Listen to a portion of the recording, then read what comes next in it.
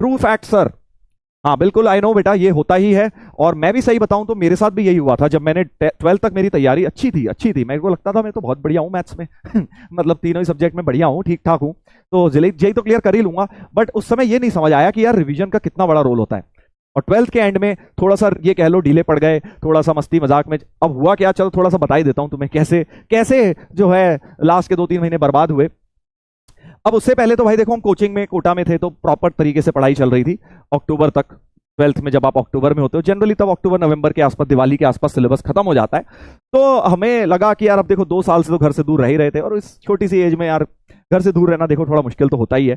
आपको याद आती है अपने दोस्तों की, फ्रेंड्स की, फैमिली की, घर के खाने की, मम्मी की, है ना, ये सब चीजें होती हैं। तो जैसी सिलेबस खत्म हुआ, अपन कट लिए बेटा। हाँ अपन कट लिए। हमने सोचा अरे यार अब तो क्या ही रखा है कोटा में, अब तो सिलेबस हो गया, हम तो सिलेबस करने आए थे, हम रिवीजन निपटा लेंगे, देख लूंगा अपने आप, हाँ देख लूंगा।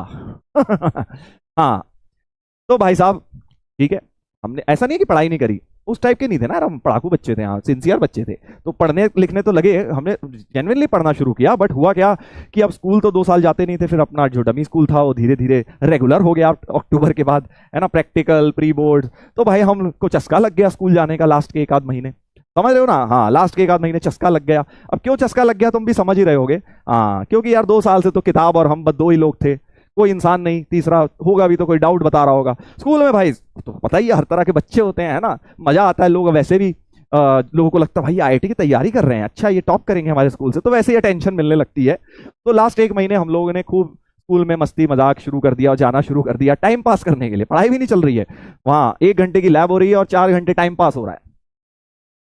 हाँ सेम सिचुएशन सर। हमारे साथ भी यही हुआ सर।